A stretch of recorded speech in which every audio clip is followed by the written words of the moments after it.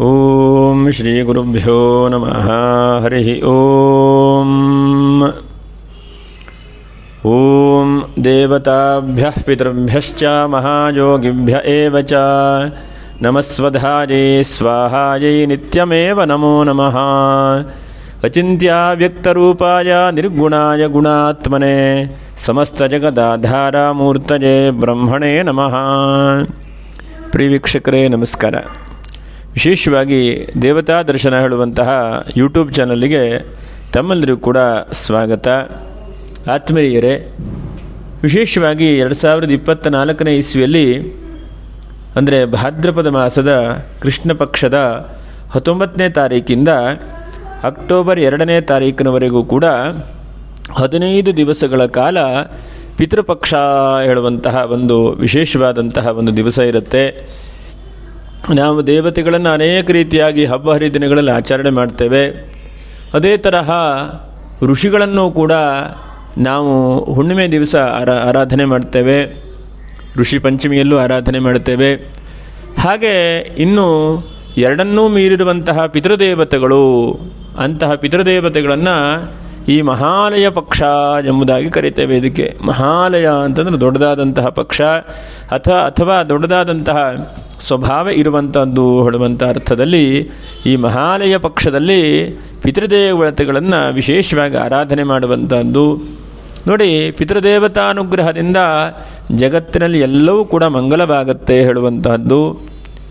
ಈ ಮಹಾಲಯ ಪಕ್ಷದಲ್ಲಿ ಅಮಾವಾಸ್ಯೆವರೆಗೂ ಕೂಡ 15 ದಿವಸಗಳ ಕಾಲ ಇದಕ್ಕೆ ಮಲಮಾಸ ಎಂಬುದಾಗಿ ಕರೀತಾರೆ. ಮಲಮಾಸ ಅಂತಂದರೆ ಏನು? ಈ ಒಂದು ವಿಶೇಷವಾಗಿ ಪಿತೃದೇವತೆಗಳನ್ನು ಆರಾಧನೆ ಮಾಡುವಂಥದ್ದಕ್ಕೆ ಮಲಮಾಸ ಎಂಬುದಾಗಿ ಕರೀತಾರೆ. ಅಂದರೆ ಈ ಒಂದು ಪಕ್ಷದಲ್ಲಿ ಹೆಚ್ಚಿನದಾಗಿ ಗೃಹ ಪ್ರವೇಶಗಳನ್ನು, ಹಾಗೆ ಉಪನಯನಗಳನ್ನು ಅಥವಾ ನೂತನವಾದಂತಹ ಏನಾದರೂ ಗುದ್ದಲಿ ಪೂಜೆ ಮೊದಲಾದದ್ದನ್ನೆಲ್ಲ ಮಾಡುವಂಥದ್ದಲ್ಲ. ಹಾಗಾಗಿ ಇಂತಹ ಈ ವಿಶೇಷವಾದಂಥ ಪಕ್ಷಗಳನ್ನು ಪಿತೃದೇವತೆಗಳಿಗೆ ಮೀಸಲಾಗಿ ಇಡುವಂತಹದ್ದು. ಈ ಒಂದು ಪಿತೃದೇವತೆಗಳಿಗೆ ನಾವು ಮೀಸಲಾಗಿ 15 ದಿವಸಗಳನ್ನು ಇಟ್ಟು ಆರಾಧನೆ ಮಾಡಿದರೆ ಈ ಒಂದು ಭೂಮಿಯ ಮೇಲೆ ಇರುವಂತಹ ಸಕಲ ಚರಾಚರ ವಸ್ತುಗಳು, ಪ್ರಾಣಿಗಳು, ಪಕ್ಷಿಗಳು, ಜೊತೆಗೆ ಮನುಷ್ಯ ಸಂಕುಲ, ಹೀಗೆ ಎಲ್ಲದಕ್ಕೂ ಕೂಡ ಒಳಿತಾಗತ್ತೆ ಹೇಳುವಂತಹದ್ದು ಒಂದು ವಿಶಿಷ್ಟವಾದಂತಹ ಒಂದು ಋಷಿ ಪ್ರಣೀತವಾದಂತಹದ್ದು. ಯಾಕಂದರೆ ಪಿತೃದೇವತೆಗಳು ಹೇಳುವಂತಹದ್ದು ಎಲ್ಲ ಜಗತ್ತಿನ ಶಕ್ತಿಗಳಿಗೂ ಕೂಡ ಅನುಗ್ರಹ ಮಾಡುತ್ತೆ. ಭೂಮಿಯ ಮೇಲೆ ನಾವು ಮನುಷ್ಯರಿದ್ದೇವೆ. ಮನುಷ್ಯರಿಗೆ ಇಷ್ಟಾರ್ಥ ಸಿದ್ಧಿಯಾಗಬೇಕು ಅಂತಂದರೆ ಅದಕ್ಕೆ ಪಿತೃದೇವತಾನುಗ್ರಹವೇ ಆಗಬೇಕು. ನಾವು ಉದಾಹರಣೆಗೆ ಗಣಪತಿ ದೇವರನ್ನು ಪೂಜೆ ಮಾಡಿದ್ದೇವೆ ಅಂತಂದರೆ ಆ ಫಲ ನಮಗೆ ಸಿಗಬೇಕು, ಬರಬೇಕು ಅಂತಂದರೆ ಪಿತೃದೇವತಾನುಗ್ರಹ ಹೇಳುವಂಥದ್ದು ಬಹಳ ಮುಖ್ಯವಾದಂಥದ್ದು. ಈ ಪಿತೃದೇವತಾನುಗ್ರಹ ಇಲ್ಲ ಅಂತಾದರೆ ದೇವತೆಗಳು ಕೂಡ ನಮ್ಗೆ ಅನುಗ್ರಹ ಮಾಡಲಿಕ್ಕೆ ಶಕ್ಯವೇ ಇಲ್ಲ. ಹಾಗಾಗಿ ಈ ಪಿತೃದೇವತೆಗಳಿಗೆ ಬಹಳ ವಿಶಿಷ್ಟವಾದಂತಹ ಅವಕಾಶಗಳನ್ನು, ಸ್ಥಾನಮಾನಗಳನ್ನು ಕೂಡ ಕೊಟ್ಟಿದ್ದಾರೆ.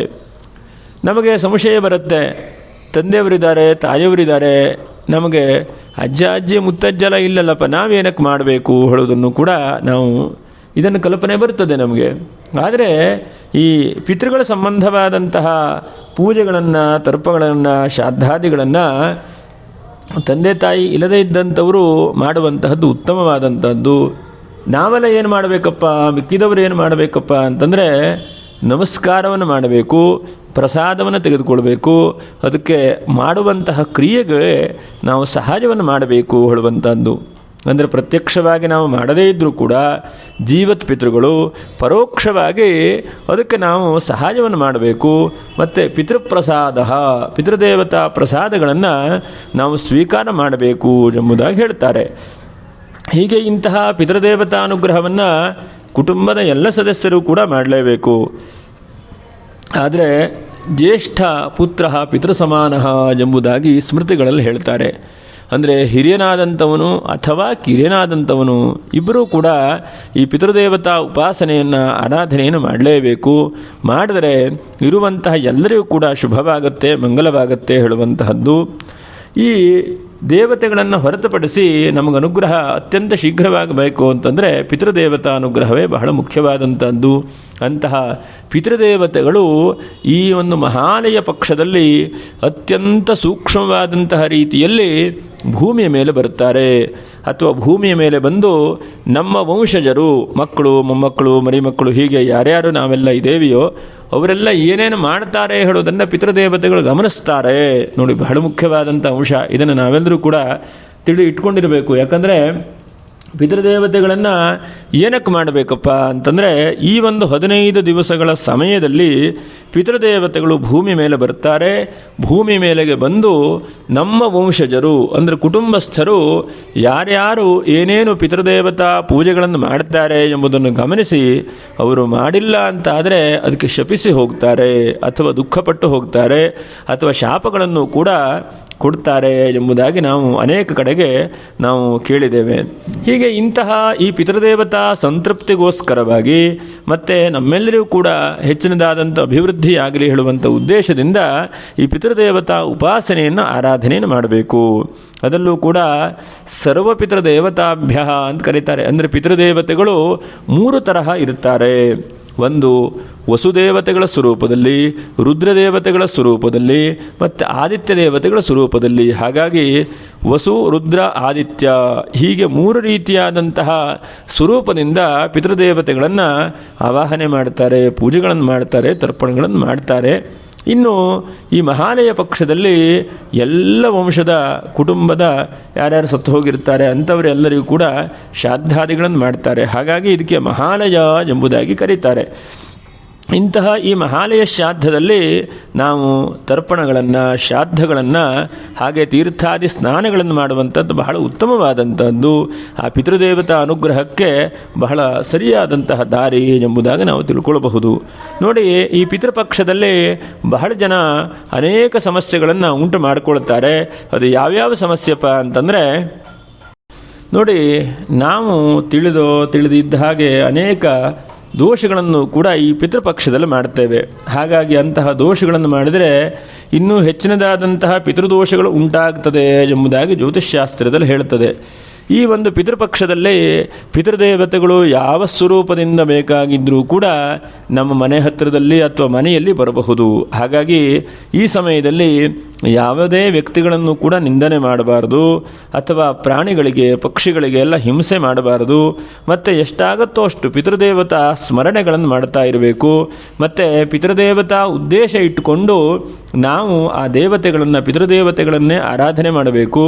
ಮತ್ತು ನೋಡಿ, ಈ ಶ್ರಾದ್ದಾದಿಗಳಿಗೂ ಕೂಡ ಈಗ ಉದಾಹರಣೆಗೆ ಕುಟುಂಬದ ತಂದೆಯೋ ತಾಯಿಯೋ ಒಂದು ಉದಾಹರಣೆಗೆ ಚತುರ್ಥಿ ದಿವಸ ತತ್ತು ಹೋಗಿರ್ತಾರೆ ಅಂತಾದರೆ ಆ ದಿವಸವೇ ಮಾಡುವಂಥದ್ದು ಬಹಳ ಉತ್ತಮ. ಯಾಕಂದರೆ ಯಾವಾಗ ಮಾಡಬೇಕು ಹೇಳುವಂಥ ಸಂಶಯವೂ ಕೂಡ ಬರುತ್ತೆ. ಸತ್ತೋದಂತಹ ತಿಥಿಗೆ ನಾವು ಮಾಡುವಂತಹದ್ದು ಮಹಾಲಯ ಪಕ್ಷ ಉತ್ತಮ. ಅದು ಆಗಿಲ್ಲ ಮಹಾಲಯ ಪಕ್ಷದಲ್ಲಿ ಅಂತಂದರೆ ಎಲ್ಲ ಸರ್ವಪಿತೃ ಶ್ರಾದ್ದಾದಿಗಳನ್ನು ಕೂಡ ಈ ಅಮಾವಾಸ್ಯೆ, ಮಹಾಲಯ ಅಮಾವಾಸ್ಯೆ ಅಂತ ಬರುತ್ತೆ, ಅಂತಹ ಮಹಾಲಯ ಅಮಾವಾಸ್ಯೆ ದಿವಸ ಮಾಡುವಂತಹದ್ದು ಅತ್ಯಂತ ಶ್ರೇಷ್ಠವಾದಂಥದ್ದು. ಹಾಗಾಗಿ ಆ ಪಿತೃದೇವತಾ ಅನುಗ್ರಹಕ್ಕೆ ಮಹಾಲಯ ಅಮಾವಾಸ್ಯೆ ಹೇಳುವಂಥದ್ದು ಬಹಳ ಉತ್ತಮ. ಯಾಕಂದರೆ ನಾವು ಶಾಸ್ತ್ರಾದಿಗಳನ್ನೆಲ್ಲ ಅಧ್ಯಯನ ಮಾಡಿದಾಗ ಈ ಪಿತೃದೋಷ ಹೇಳುವಂಥದ್ದು ಬಹಳ ಕಂಡುಬರುತ್ತೆ. ಹಾಗಾಗಿ ಪಿತೃದೋಷಕ್ಕೆ ಬಹಳ ಪರಿಹಾರಗಳನ್ನೆಲ್ಲ ಮಾಡ್ತಾರೆ.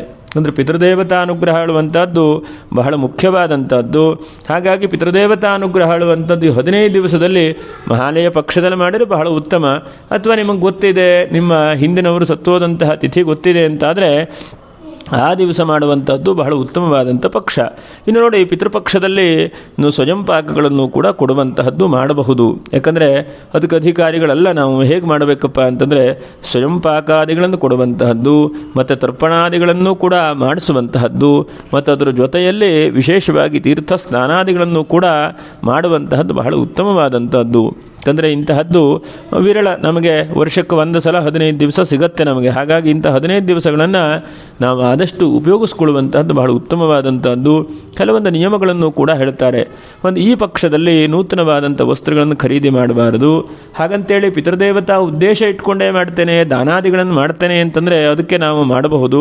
ನಾವೇ ನೂತನವಾದಂಥ ವಸ್ತ್ರಗಳನ್ನು ಖರೀದಿ ಮಾಡುವಂಥದ್ದು, ಅಥವಾ ಬೆಳ್ಳಿ ಬಂಗಾರಗಳನ್ನು ಖರೀದಿ ಮಾಡುವಂಥದ್ದು, ಅಥವಾ ಶುಭವಾದಂತಹ ಕಾರ್ಯಗಳನ್ನೆಲ್ಲ ಈ ಒಂದು 15 ದಿವಸದಲ್ಲಿ ಉತ್ತಮವಲ್ಲ ಎಂಬುದಾಗಿ ಹೇಳ್ತಾರೆ. ಹಾಗಾಗಿ ಇದಕ್ಕೆ ಮಲಮಾಸ ಎಂಬುದಾಗಿ ಕರೀತಾರೆ. ಮಲಮಾಸ ಅಂತಂದರೆ ಒಳ್ಳೆಯದಲ್ಲ ಹೇಳುವಂತಹದ್ದು. ನೋಡಿ, ಈ ಒಂದು ಪಿತೃಪಕ್ಷದಲ್ಲಿ ನಾಡಿದ್ದು 19ನೇ ತಾರೀಕಿಗೆ ಆರಂಭವಾಗುತ್ತೆ, ಸೆಪ್ಟೆಂಬರ್ 19ಕ್ಕೆ. ಹಾಗಾಗಿ ಅಲ್ಲಿಂದ ಬಂದಂತಹ ಪಿತೃಗಳು ದೀಪಾವಳಿ ಅಮಾವಾಸ್ಯೆವರೆಗೂ ಕೂಡ ಈ ಭೂಮಿಯ ಮೇಲೆ ಇದ್ದು ನಮ್ಮ ವಂಶಜರು ಏನು ಮಾಡ್ತಾರೆ ಅಥವಾ ಏನಾದರೂ ಪಿತೃಕಾರ್ಯಗಳನ್ನು ದಾನ ಧರ್ಮಾದಿಗಳನ್ನೆಲ್ಲ ಮಾಡ್ತಾರಾ ಎಂಬುದನ್ನು ಕೂಡ ವೀಕ್ಷಣೆ ಮಾಡ್ತಾರೆ, ನೋಡ್ತಾರೆ ಎಂಬುದನ್ನು ಕೂಡ ಶಾಸ್ತ್ರಗಳು ತಿಳಿಸ್ಕೊಡುತ್ತೆ.